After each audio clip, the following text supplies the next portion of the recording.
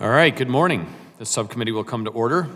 Starting out, I want to make sure that we stipulate that the chair may declare recess at any time, which we already know we will need to utilize. I want to welcome the witnesses here today to discuss the Chapter 35 issues that have plagued VA education benefits for the last several months.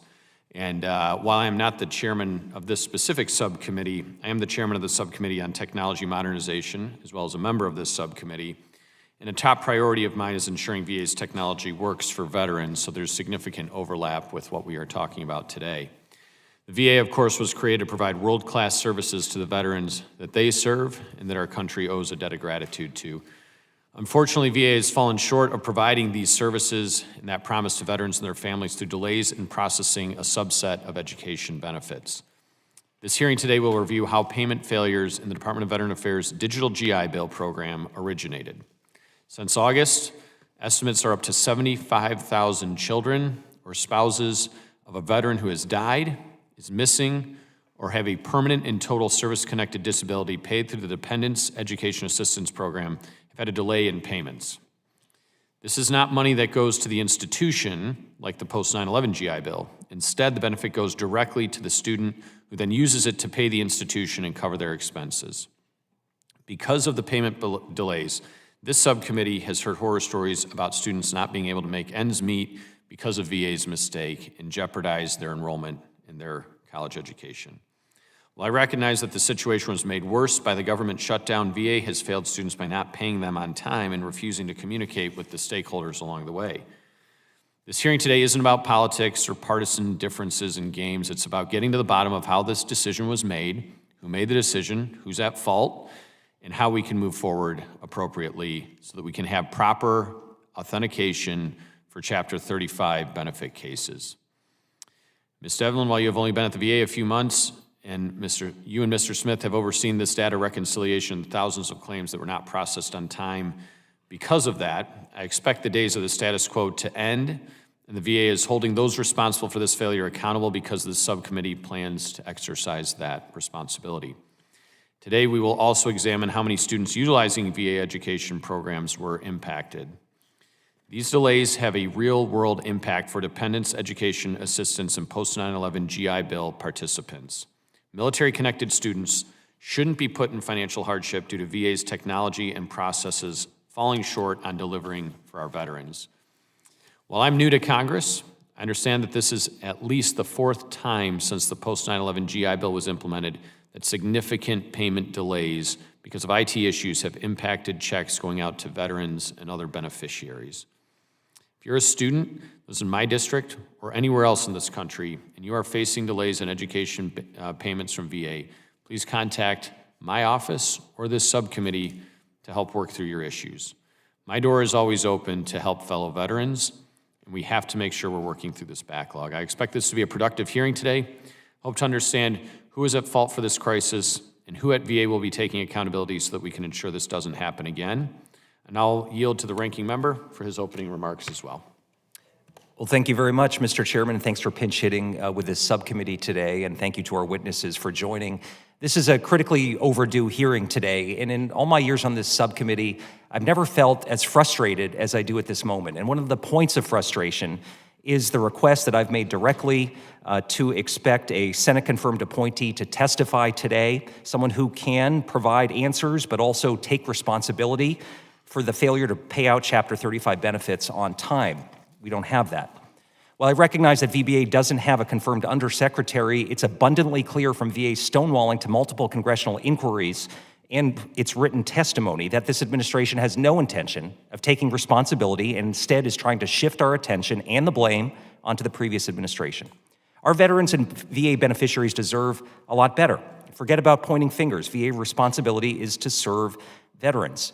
When mistakes or unexpected developments occur, VA also has a responsibility to communicate with those same veterans. And veterans expect VA to work with Congress to solve the problem. As I've always said on this subcommittee, congressional oversight is important regardless of who is in the White House, which is why, Mr. Chairman, we and our veterans have come to expect public and involved supervision of what VA is doing or not doing, no matter which administration is in charge. We have not had that. In fact, in all my years on this committee, I've never experienced this level of stonewalling before. The Trump administration and its VA have deliberately failed to communicate with Congress, and more importantly, the affected beneficiaries, as they try to hide the mess that's been months in the making. VA has issued little to no public acknowledgement for months about the 75,000 beneficiaries whose benefits have been delayed. There have been minimal communications for months to schools and beneficiaries themselves. And there's been zero communication with Congress, unless you can count the letter that we received back that didn't answer our questions at 5:45 yesterday. 3 letters that were sent from members of this committee that went unanswered for a month and a half. In fact, VA officials refused to formally acknowledge this problem until a briefing on December 5th. That's December 5th. VA knew in September that it had a problem because they sent requirements to Accenture to try to address the backlog. It took 4 months between this problem being identified and Congress being updated. 4 months, during which tens of thousands of beneficiaries were left without any information. There's just no excuse for an egregious lack of communication around an issue that affects so many veterans. Any reasonable person would conclude that a deliberate political decision was made to cut off communications with Congress and veterans to avoid accountability and to hide the problem. VA continues to refer to the problem simply as a tech issue or a glitch, yet contradicts itself in written testimony. Now, I'm glad that the ranking member of the TechMod subcommittee, Ms. Baczynski, could join us today, along with Mr. Barrett, to explore that issue. A glitch implies a malfunction. There was no glitch. The software worked as expected. VA's planning factors and assumptions were wrong. VA failed to validate the assumptions and failed to react when things did not go as planned. Now, the real glitch, the real malfunction here is VA's unprecedented failure to communicate with beneficiaries, the public, and Congress. This administration and its VA can try to misdirect our attention by blaming the previous administration, but let's do a quick review. The decision to conduct data reconciliation by hand in 2024 was due to VA cultural distrust of automation and the accuracy of the information in the databases. This has not changed between administrations. Now, regardless of how we got here, Secretary Collins' VA was in charge in August when things began to spiral, and throughout the last few months of ignoring veteran and congressional inquiries. For example, the decision to shift to automate some of the claims reconciliation and processing only occurred once VA was late on 75,000 claims and was looking for any possible help. So regardless of what the previous administration set forth, VA could and should have tested the data reconciliation process to validate the assumptions on the time that it would take. June or July would have been great for that to occur. The Trump VA can point to planning that took place in December 2024, but they came in and continued that plan. The absence of decision-making or oversight for 9 months is just as damning as the original planning. VA failed to follow guidance from the White House on who to furlough during the government shutdown. Government employees working on funded programs like these mandatory VA education benefits were direct to work. Yet the information technology staff needed to test and field the automation updates were furloughed and not brought back until the day before the shutdown ended. Worst of all, this administration made the decision not to communicate with veterans, families, and survivors impacted for 4 months. People in our districts were in the dark about what was going on and why their benefits were not getting paid. One of my constituents from Manchester contacted our office and said, quote, "Due to an error with the VA benefit system, I have not received my education benefits so far this semester. The call-in line that I and the University of New Hampshire Veterans Center staff use to resolve such issues has been deactivated for the duration of the shutdown, leaving me dead in the water. My wife's salary has so far covered our rent and food, but we're at risk of losing childcare for my son due to non-payment as well as having to miss car payments," end quote. The financial stress put on him and his family is evident. It's also unacceptable. We've been elected to advocate on behalf of our constituents, yet VA refuses to do its most basic job and ignores our inquiries for months. I think we all agree that veterans and their families and their survivors deserve so much better, and we deserve bipartisan advocacy on their behalf when government fails to uphold its promise and deliver the benefits they've earned. The only question is, will we in Congress hold the administration, like any other administration, responsible for fulfilling that promise? Thank you, Mr. Chairman. I yield back. Thank you, Ranking Member Pappas. In accordance with committee rules, I ask unanimous consent that Representative Baczynski from Illinois be permitted to participate in today's subcommittee hearing, and without objection, it is so ordered. With that, we are going to move on to our witnesses. Our first witness is Ms. Margarita Devlin, Acting Principal Deputy Undersecretary for Benefits, Veteran Benefits Administration at the Department of Veteran Affairs. Did I get that all correct? It's a lot to put on a business card. Accompanying Ms. Devlin is Mr. Kenneth Smith, Executive Director at Education Services, Veteran Benefits Administration at the Department of Veteran Affairs. And our third witness is Mr. Justin Park, Managing Director, Digital GI Bill Program Manager for Accenture Federal Services. Thank you all for being here. I ask the witnesses on our first panel to please stand and raise your right hand. Do you solemnly swear that the testimony you are about to provide is the truth, the whole truth, and nothing but the truth? Thank you, and let the record reflect that the witnesses have answered in the affirmative. Ms. Devlin, you are now recognized for 5 minutes to deliver your testimony on behalf of the Department of Veteran Affairs. Thank you, Chairman Barrett, Ranking Member Pappas, and members of the subcommittee. Thank you for the opportunity to appear before you today. I'm joined by Mr. Kenneth Smith, Executive Director for Education Service. I appreciate the chance to speak candidly about the challenges we face with the implementation of Release 8 of the Digital GI Bill platform, particularly its impact on Chapter 35 education benefits. In August 2025, VA completed a major milestone, the final transition from our 50-year-old legacy benefits delivery network, or BDN, to the modern digital GI Bill system. This release migrated beneficiaries and payments for Chapters 35, 30, and 1606. The core migration was technically successful. However, there were design challenges. Specifically, a 2024 decision required manual reconciliation of claims for beneficiaries converted from BDN. This was intended to reduce improper payments, but in practice, it dramatically increased processing time. Unfortunately, the timing of the release, driven by the need to decommission BDN before the end of the fiscal year, meant we could not delay implementation to address the issue. Chapter 35 students were most severely impacted. While they represent about 24% of GI Bill beneficiaries, they made up the majority of pending claims. VA could not delay DGIB Release 8 because of the need to decommission BDN by the end of the fiscal year. This enabled automation and saved approximately $25 million. Delays in system readiness, specifically the inability to support Chapter 35 until the end of March, based on previous decisions to change the DGIB program schedule, resulted in a compressed testing period for Chapter 35 and required VA to process claims in BDN that then required conversion in August. The timeframe limited the ability to mitigate issues in advance and reduce the volume of claims requiring manual reconciliation. Several factors compounded those delays. First, the manual reconciliation requirement was a business decision, not a technical failure, but it more than doubled the time needed to process many claims. Second, testing was compressed due to delays in partner system readiness and the looming BDN shutdown. Third, a lack of enterprise governance in 2024 meant critical decisions weren't elevated for broader risk assessment. And finally, we saw a 19% surge in Chapter 35 claims, likely linked to increased disability decisions following the PACT Act. When the system went live in August, we quickly identified missing functionality in the Verify My Enrollment tool for Chapter 35 students. We waived the attendance verification requirement to ensure students could still receive payments and communicated this broadly to students, schools, and Congress. We also faced challenges during the lapse in appropriations. Under our contingency plan, education call center staff were furloughed because they do not establish protective dates for claims of entitlement and payment. While this was consistent with our criteria for protecting life and property that has been in place since 2013, we recognize the impact this had on students and schools trying to get information. We're conducting an after-action review to assess which positions should be considered essential in future contingency planning. To mitigate the impact of the delays, we took several steps. We validated automation rules to speed up processing where reconciliation wasn't needed. We directed claims processors to trust prior entitlement calculations to reduce manual work. We developed and tested an automation solution to handle reconciliations. And although the lapse in appropriations delayed its deployment, we launched it on November 15th. It resolved issues for over 5,000 students and enabled more than 1,100 payments. And finally, we recalled furloughed staff, streamlining policies to reduce the burden on frontline processors, and re-implemented overtime once the appropriations bill was signed into law. Today, our automation rules can now process enrollments for returning Chapter 35 students on the same day.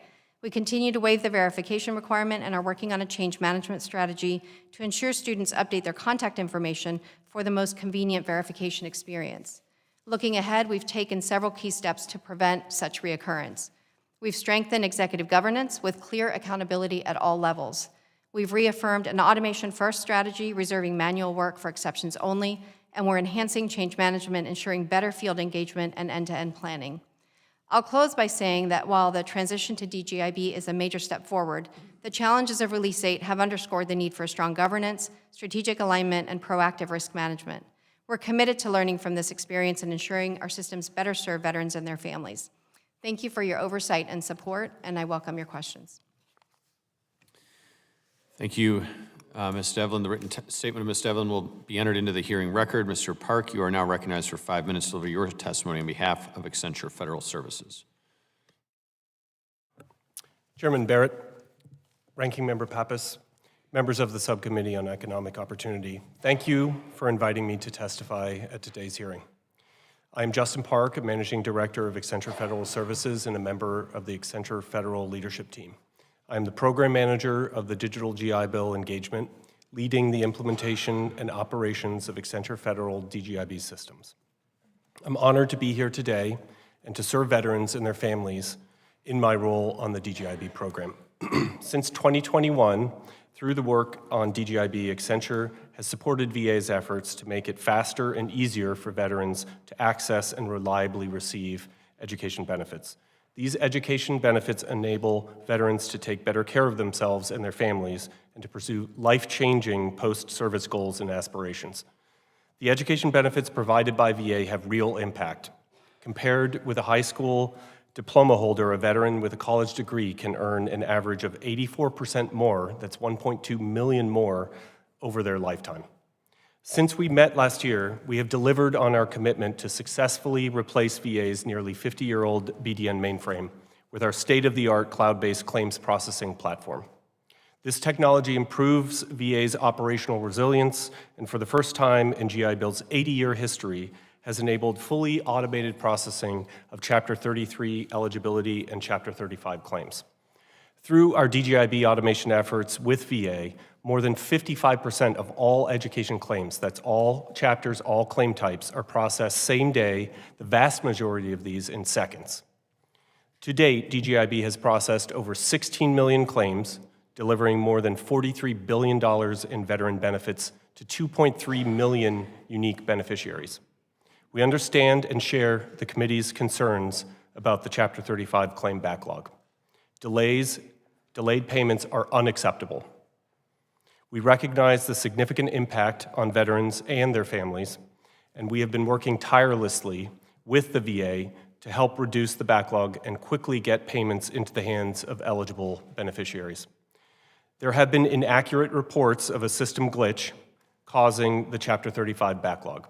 These reports are not true. The system is working as required. That said, there are many contributing factors to the backlog, but there are two key drivers. First, the number of unique Chapter 35 students increased by 19% year on year, increasing Veteran Claim Examiner, or VCE, workload. Second, per requirement, a requirement that VA decided in 2024, DGIB was designed to require a one-time manual validation or reconciliation of BDN mainframe data for all claimants migrated, and this takes VCE time. Since December 2024, and before the manual data reconciliation was required, DGIB successfully processed tens of thousands of non-Chapter 33 claims for new beneficiaries and millions of claims overall. Throughout this time, DGIB continued to work as required.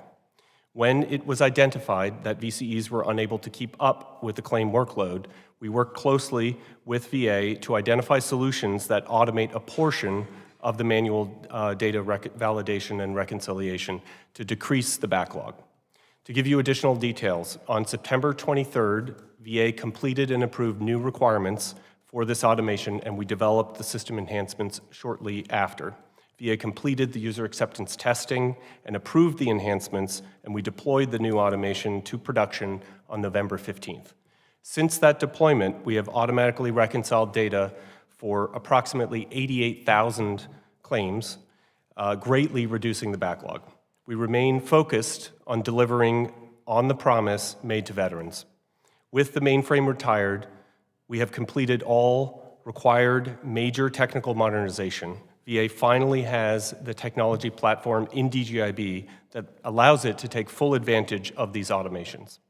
Since the inception of DGIB in 2021, we have improved access to education benefits, and utilization has increased, with 42% more requests for eligibility, generating billions of dollars in economic activity and creating new jobs. We continue to work with VA to increase automation and deliver education benefits faster, easier, and more reliably, which is what our veterans have earned and deserve. Thank you. I look forward to your questions. Thank you, Mr. Park. The written statement of Mr. Park will be entered into the hearing record, and we will now move on to questions from committee members, and we will each have 5 minutes in which to ask our questions. I will start by recognizing myself for 5 minutes. So I want to get kind of an idea, basically the timeline under which this takes place. The first step, as I understand it, is the certificate of eligibility. Is that correct? I guess any of you on the panel, I guess from the technical side, Mr. Park would be more familiar, but from the process side, perhaps the VA is. That's correct. A certificate of eligibility establishes the eligibility to the program benefit. And that's the very first step in this process? It is. And where was the manual step? Was it on the certificate of eligibility, or was it later in that process that it was determined to be a manual verification? It was later in that process. It was converting claims that were previously processed in BDN over to the new system. Okay, so would this be students who were previously enrolled, so not a brand new enrollment? That's correct. So a brand new enrollment would be automated through the new system from the beginning, but those that were continuation, following on another semester or just adding or reducing your class load would be done manually in that first tranche. That's correct. And who at VA, I understand this took place in 2024, that it was the decision made to do that manually, is that correct? That's correct. And who at VA made that decision? I wasn't at VA at the time, so I can't say at which level the decision was made. Okay. Mr. Park, were you in your position working this at that point? I was in the position as the program manager. I was not in the rooms where the decision was made, but I am aware of the decision, yes.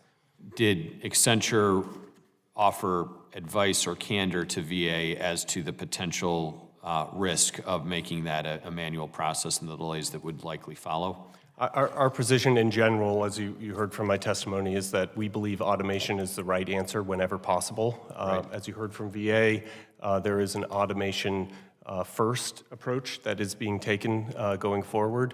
At the time, as I understand from those discussions, there was a balance that VA was making between risks of mainframe data and the veteran claim examiner effort that would be needed.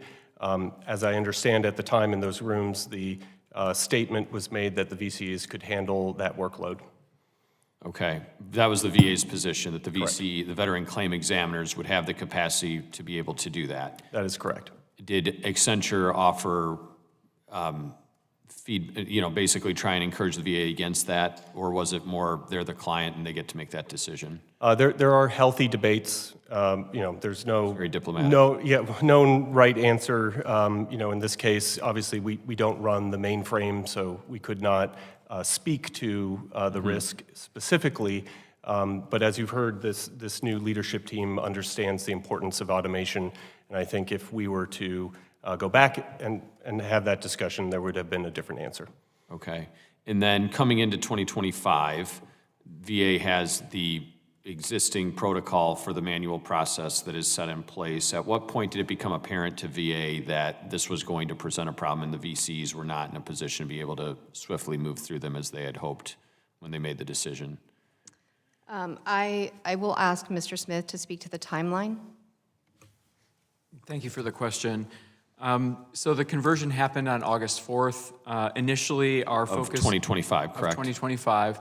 Initially, our focus was on the lack of that verification of enrollment, and that was the problem that we solved. By September, we were seeing or hearing anecdotal stories from claims processors that this reconciliation process was not taking minutes as originally anticipated, but rather hours. And we immediately started putting procedures in place to streamline and essentially trust the data that's coming out of our 50-year-old system that's been used to pay countless numbers of Chapter 35 students. And then we began to build an automation solution to try to get these claim R or reconciliations completed as quickly as possible. So it was really around the time that students were re-enrolling in college. Now, these are all students who'd previously been enrolled, and they were just continuing their education. And it was at that moment that they were enrolling into the fall semester, and we get the surge of enrollment requests, that all took place. That's correct. It was very much real time. Okay, and VA didn't anticipate or do a dry run of how long it would take to process these manually to get an assessment of what that would look like and why that would be problematic? I don't recall any sort of dry run on the claim-R process. Okay. We may have done some user acceptance testing on it, but My time's expired anyway, but I will yield to the ranking member, and we can maybe pick it up on the next round. Thank you. Thank you, Mr. Chairman. And I ask unanimous consent to be able to submit to the hearing record 3 letters that were sent by ranking members Takano, Blumenthal, Budzinski, and myself over the course of October, November, and December. Thank you. Ms. Devlin, VA has received these letters. Mr. Smith testified at our last hearing on December 2nd that Education Services passed up responses to these letters, at least to the first 2. Last night at 5:45, we received a letter in response that frankly didn't answer many of the core questions that were asked in these letters. I also know that the Secretary is well aware of the issue because Ranking Member Takano has spoken to him directly on a couple of occasions in October and November. So it would have been great to have the information that we requested in full before this hearing, and I find it hard to accept that anything other than the administration is deliberately ignoring our outreach and trying to either hide or avoid addressing this issue. The Secretary missed multiple deadlines to get us that information, and VA's also failed to communicate directly to beneficiaries and to the general public. So, Ms. Devlin, why is that? Were you or Mr. Smith directed not to talk to Congress and not to respond in writing to our requests? No, sir. Thank you for the question. We were not directed, so. Well, so what is responsible for the delay then? We apologize for the delay. We did work on getting those responses, and I understand that they were delinquent, and we apologize for the delay. So I can't speak to the process delays that resulted in it taking so long, and I can only just share my apology for that. So do you appreciate what we heard from Mr. Smith, that responses were being formulated and passed up? And Yes. Is there a reason why this information wasn't communicated to Congress? The process of developing a response involves detailed reviews of data because there were a lot of questions with those, and we needed to make sure the data was accurate. There were concurrence processes that went into place before the letter could be submitted. I hope you can see the problem here. I do. Where we're totally in the dark on this, trying to find breadcrumbs, whether it's through VSOs or through veterans themselves that we represent that are reaching out to our offices, and we're just trying to get answers and get information. And I think we're owed that on behalf of the American people. So who is the approval authority to send out information to beneficiaries and to Congress, and why have they limited it so drastically in this instance? It was not our intent to limit communication to veterans, other beneficiaries, or to Congress. We did provide some briefings to the 4 corners of the Hill, and we did send out some communications to students. Unfortunately, we didn't realize the magnitude of the problem and how significant it would be before the shutdown happened and during the lapse in So appropriations. who makes the call on that, though?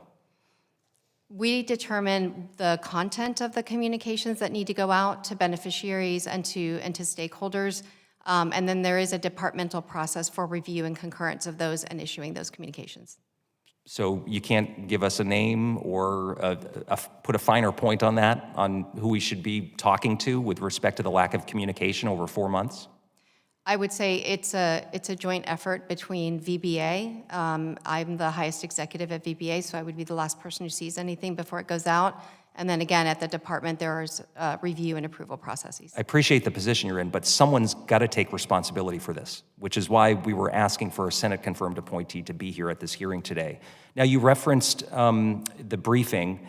There was one that was scheduled for October 1st. It was canceled. And during the government shutdown, Congress received only form responses when trying to contact VA for information or to conduct casework for constituents suffering from some of the financial hardship that I referenced in my opening statement. So were you, VA Education Services, or VA's congressional liaisons directed not to communicate with Congress? We were bound by requirements of what we can and cannot do during a lapse in appropriations, but I will say we took inquiries directly from beneficiaries, from VSOs, and from schools. I got emails directly, so did Mr. Smith, and when there was a financial concern, also through Ask VA, we were monitoring those, and if there was a financial emergency, we were handling that situation immediately and communicating with those beneficiaries. So, and I have limited time here, but in terms of the plan of furloughing staff, who approved the plan and why was it out of line with the guidance that the White House had actually issued?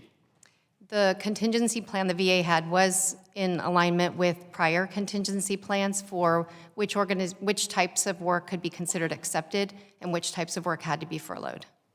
And who had the signature authority required to bring back the user acceptance testing group from furlough, which was a key issue with respect to the digital GI benefit update? We worked on that as something new that we hadn't dealt with before in VA and worked with our attorneys to get clearance on that process. Well, I've got a number of additional questions. Again, incredibly frustrated with the way that Congress has been stonewalled here. We and the American people and the veteran community deserves answers, and I yield back. Thank you, Ranking Member Pappas. Recognize Representative Hamadeh for 5 minutes. Thank you, Mr. Chairman. Now, we are here today because the VA has failed, plain and simple. The title of this hearing is, quote, Detrimental Delays. But let's call it for what it really is, a breach of contract with the men and women who served this country and the families who supported them. Now, I sit here as a veteran who knows firsthand how important these benefits are. Now, the GI Bill isn't a handout, it's earned. And for the survivors and dependents relying on Chapter 35, the families of our fallen and disabled, these delays aren't just an inconvenience, they are a crisis. And we're talking about students unable to register for classes, families missing rent payments, and veterans being left in the dark. And why? Because the Department of Veteran Affairs decided to process claims using old, dusty spreadsheets and fax machines. Now, we have spent nearly $1 billion on a contract with Accenture for the digital GI Bill. And we spent another $25 million to keep a 1970s legacy system on life support. And yet somehow the solution was to have case managers key files into ancient spreadsheets, one claim at a time. Now, that's just not incompetent and wasteful. It is an insult to every veteran in my district. Now, we hear a lot of excuses about complex processing and lapses in appropriations, but the reality is the VA kept a failed policy in place. Now, my first question is for you, Mr. Park.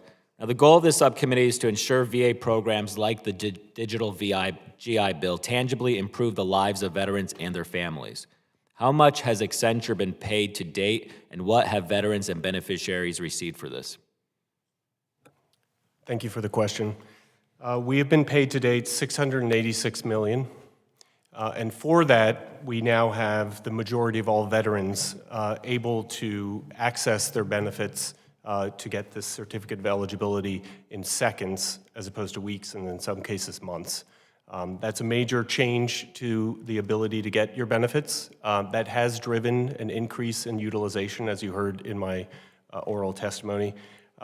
This result is that we now have 16 million claims that have been processed and 43 billion in benefits that have been sent out, and that is for 2.3 million unique beneficiaries. You can, I'm sure, appreciate what that does for veterans and their families. And we did all this while addressing decades of legacy debt, not the least of which was this BDN mainframe, which, if it had failed, as you heard from the VA, due to various issues such as the fact it's past end of life, the fact that it could not be reasonably updated to comply with legislative and judicial mandates, and the fact that it could not be staffed any longer given how old the technology was, it would have created impact to veterans and disconnected them from their benefits. So we did all of those things while processing all of these claims that you've heard. There's plenty more that has been done for that amount, $686 million. So how long was the system not being used for? How long was the DGIB system? Yes. Throughout the entire execution of this contract, the DGIB system has been up and running. It's up 99.99% of the time, so there has been no interruption of service for the system itself. But when did Accenture get paid? We get paid on a monthly basis based on delivery on specific milestones, and that occurs monthly. But you were getting paid when we weren't even using the system? The system has been used every single day since we started in 2021. And yet there is this backlog of over 100,000. That is correct. As you heard, that is driven by two main factors. You know, the increase in the Chapter 35 year-on-year of 19%, and also the decision to have VCEs manually process claims. When they process things manually, it is important to understand they're doing it inside the DGIB system. What changed on September 23rd is that we then had approved requirements to automate a portion of that processing so that the VCs would not need to do any manual processing. Right. But it took a long time for it to actually get implemented, right? From 2024 all the way to August of 2025. Yeah, I guess to help shed light, you know, the DGIB itself had the capability of processing Chapter 35 in December of 2024. As a risk mitigation approach, that production capability was used for all new beneficiaries, but not, as you heard from other folks, the beneficiaries that were already in the mainframe. What occurred in July and then August was the migration of those older claim sets of data into DGIB, and then this reconciliation or validation of data. I'm out of time. I yield back. Okay. Thank you, Mr. Hamada. Yields back. Ms. Ramirez is recognized for 5 minutes. Thank you, Chairman and Ranking Member, for holding today's hearing, and our witnesses for joining us today. As we think about the work that we do here in this committee, we know that education is one of those benefits that, as someone just mentioned, our veterans not just deserve, they've really earned it. And I've remained clear since my first day in Congress almost 3 years ago that delivering these benefits that veterans deserve has to be a top priority for all of us. So I gotta be honest with you, it's deeply alarming that we're here today to talk about the failures of the digital GI Bill. And let me tell you why. Let's look at the facts. Despite millions of dollars and ample opportunities for the digital GI Bill to be implemented smoothly and efficiently, a backlog remains and rollout continues to be a problem. We know that many veterans rely on their GI Bill benefits to remain housed and to access basic necessities, so any delay in receiving these funds could be really dire for them. And that is why it's deeply alarming that when Republicans shut the government down, 75,000 Chapter 35 claims were backlogged. And as of December 5th, it concerns me that the VA still has approximately 4,400 Chapter 35 claims to process from the fall 2025 semester. To me, that's unacceptable, and I want to ask a couple questions as follow-up. Ms. Devlin, survivors and dependents rely on education benefits for access to basic needs. When education benefits are not paid on time, veterans have these tough decisions they have to face, right? About where the money will come from. Will it be out of their rent money? Will it be out of their car payments? Will it be the grocery funds? So by September, VA new reconciliation was taking 4 to 6 times longer than planned. Why has Congress not immediately been notified when VA new payments would be delayed for survivors and dependents relying on this income to stay enrolled? Did the VA understand the financial harm the payment delays would cause? Thank you for the question. We also were very concerned about the delays in payments. We did not understand the magnitude of what these delays would cause before the shutdown, but I will say we are caught up on the backlog, and we only have 28 as of yesterday, Chapter 35 claims that were received before December 12th. We have 400 that were received for the fall term in the last 7 days. So we are caught up with the fall term backlog. And I will say that from October to November, we processed 56% more payments than the previous year, dispersing $238 million. Well, Ms. Devlin, let me follow up on that. We weren't notified, and I think that's alarming. This is a body of oversight. We should have, and I appreciate you hearing you say that you're addressing this. It's not going to happen again.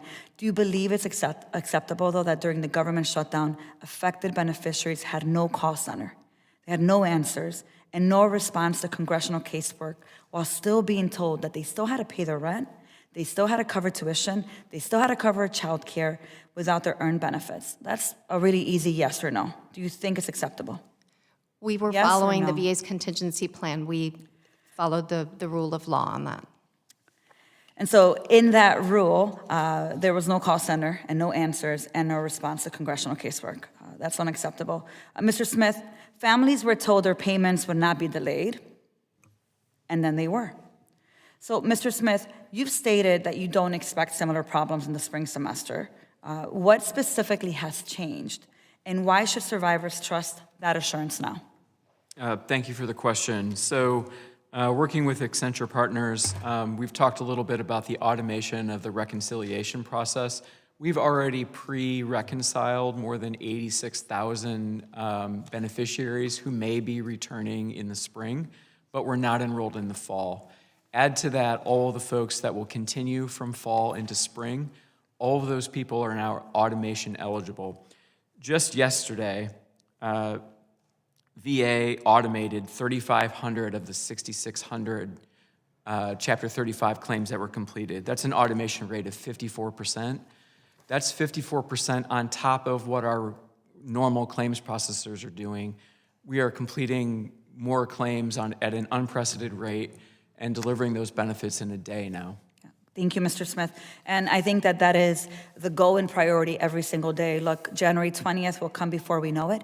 I don't want to see us go back to some Republican government shutdown where veterans are impacted. It's why this hearing is so important, ensuring that our veterans and their families are getting the access they need. And I look forward to following up with you in the new year. Thank you.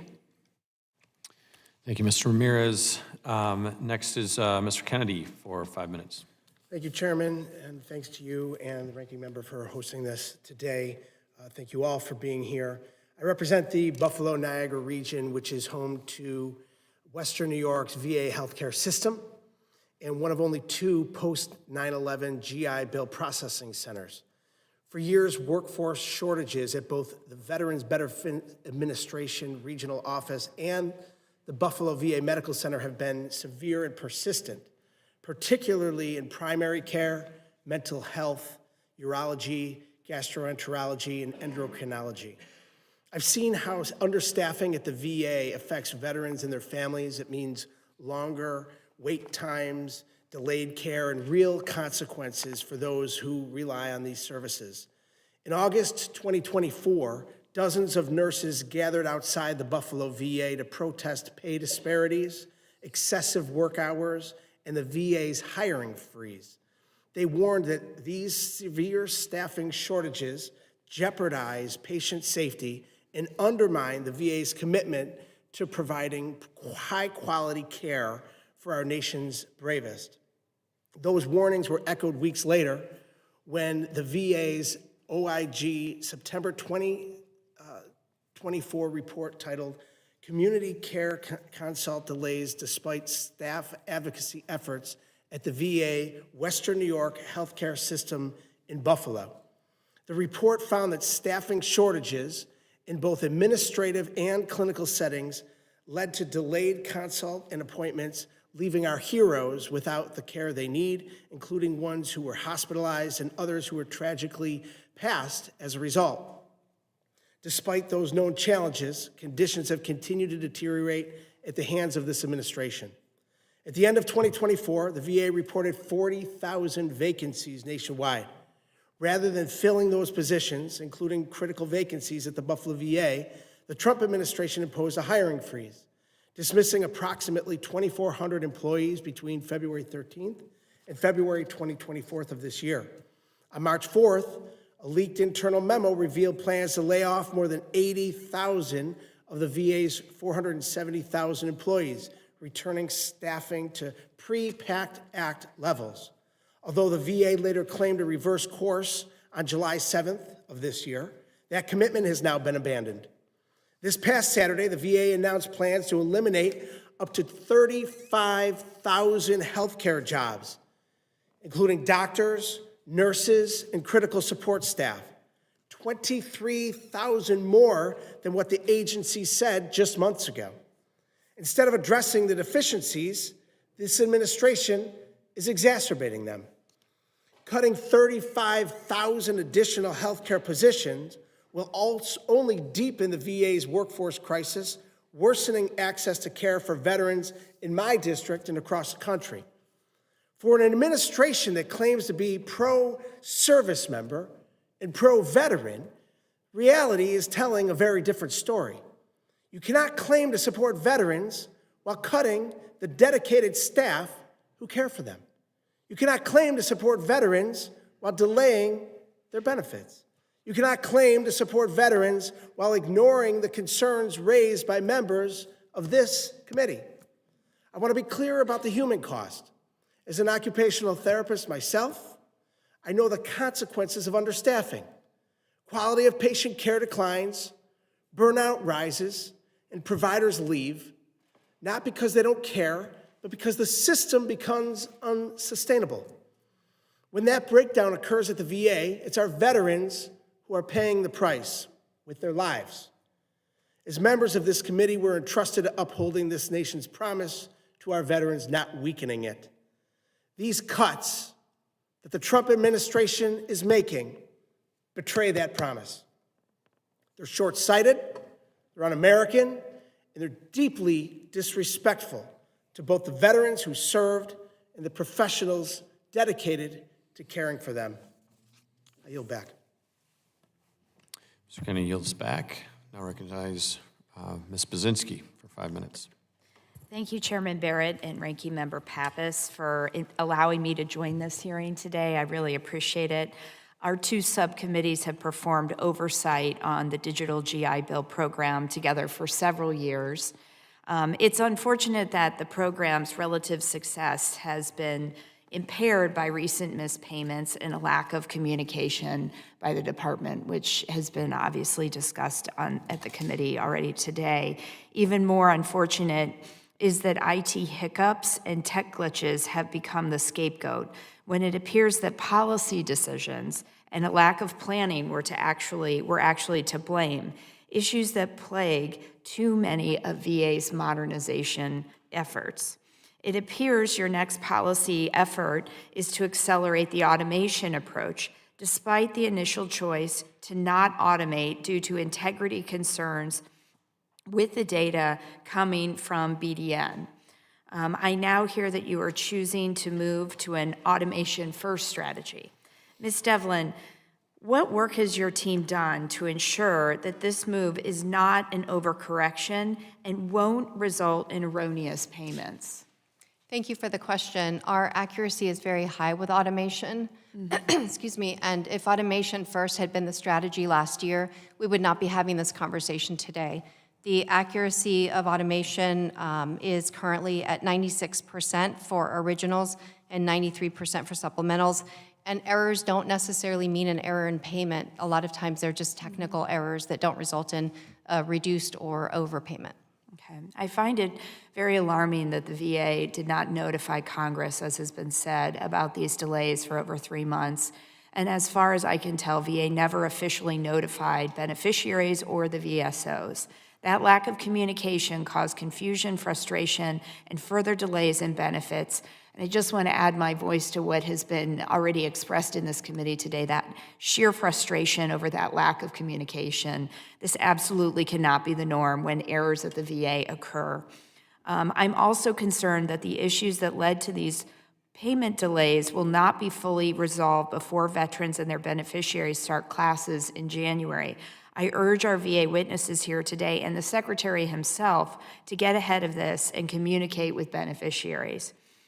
Ms. Devlin, it's clear that VA's communication strategy failed veterans during this gap in benefits payment. How has VA assessed the impacts of these errors for the spring semester, and how has VA communicated to beneficiaries for potential delays? Thank you for that question as well. And it is our practice and our philosophy to communicate early when we know there's going to be a problem. I mentioned earlier we didn't understand the magnitude of this problem and how it would affect our beneficiaries. For your question about the spring term, we automated 50% of those claims that we've received so far already in December. We have 997 pending for the spring, but of those, 875 were just received in the last 7 days.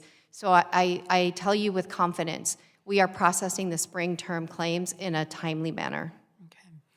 Mr. Park mentioned that back in 2024, that was when the decision was made to manually reconcile. And it was done with the understanding that VCUs had the capacity to take on this load. Ms. Devlin, how did the Deferred Resignation Program or the Voluntary Early Retirement Authority impact VCU's capacity to manually reconcile these claims? Thank you. That's a great question. VBA had excluded claims processors from both the Deferred Resignation Program and from early retirement. So we did not have any individuals from that business line or any claims processors take those options. Okay. Okay. Great. I yield back. Thank you very much, Mr. Chairman. Thank you, Ms. Pazinski. Yields back. Mr. McGarvey for 5 or less minutes so we can get out of here on time. Thank you, Mr. Chairman. Appreciate it. Too many times up here, we use government speak and sterile language like payment delays. When back home at Louisville, you've got veterans, survivors, dependents who rely on these benefits that they have earned. They rely on them to pay tuition on time. They rely on them to have a roof over their head. The families, when these payments don't show up, they're not inconvenienced by a payment delay. They are completely blindsided because they've done everything right. This isn't just a technical glitch or a policy issue. It's a complete breakdown of trust. These survivors, these dependents, they applied on time. They checked their status. They waited. They did everything they were supposed to do, and the VA didn't tell them the truth about what was happening. These families were left in the dark. We were left in the dark. And if we can't trust the VA to be upfront when things go wrong, then how can we trust the VA to fix the problem? Because survivors in Louisville and across the country should never, ever have to wonder when they've done everything right, when they or their loved one has put on the uniform and served us, they should never have to wonder if their benefits that they've earned will arrive. They've already sacrificed enough. That's what this hearing is about. So, Ms. Devlin, you've said this wasn't a glitch, but a business decision. Why didn't the VA tell Congress and students and the people receiving these benefits up front that the claims would take longer? Why were they left in the dark until thousands had already missed payments? Thank you for the question. When we know we have something that's going to impact beneficiaries, we do notify Congress. The challenge was with that business decision that was made in 2024 is that the estimates were that it would take seconds to manually reconcile these claims. But it didn't, in fact, take seconds. It took, in some cases, hours. As soon as we heard that, we immediately jumped into action to correct the matter. We didn't know the magnitude of the delays that would happen, otherwise we would have notified. We did do a briefing, a Four Corners briefing, but again, at that time, we didn't understand the magnitude of the effect on beneficiaries, which we also regret deeply because we understand the impact on these people's lives. Why didn't you understand the magnitude of it? Because when the decision was made last year, the estimates of time would be seconds, and we believed that we would be able to manage that. And we also implemented an IT solution to automate the reconciliation, but unfortunately there was a delay in implementing that automated solution, which we believed would correct the problem. So who was held accountable for this incredible error and mistake? I can't speak to who made those decisions last year. I wasn't there. We would love to know. And looking ahead, look, we're upset. The family's impacted, again, blindsided, devastated by these decisions. But we have to look ahead too.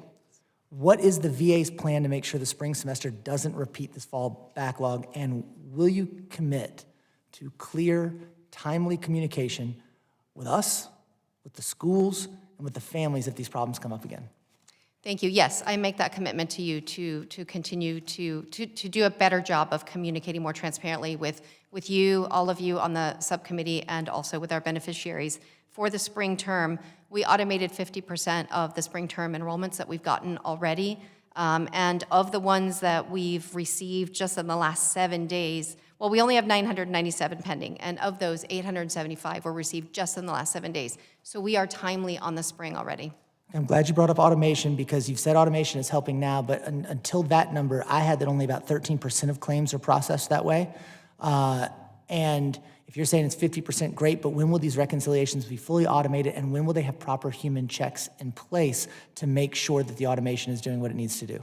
Many of the reconciliations are already automated at this point in time. We've corrected that, and our accuracy right now is 96% for originals and 93% for supplementals. So we are processing the claims correctly. We are trusting the BDN data that's coming over, and we're finding it to be accurate.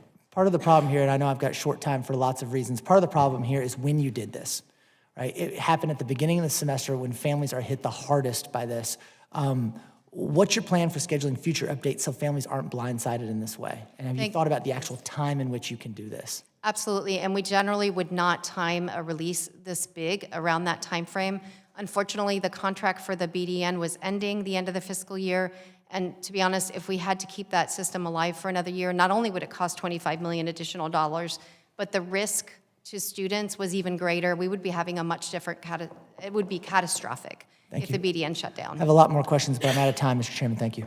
Yeah, thank you. And due to circumstances beyond the control of this committee, we are going to need to take a brief recess. For this panel, these witnesses, thank you, you are excused, and we will reconvene with our second panel. We have to take leave for a recess for a classified briefing scheduled for all members of the House. Therefore, the subcommittee will stand in recess, subject to the call of the chair. I expect to reconvene at 12:25 or as soon as possible. Thank you.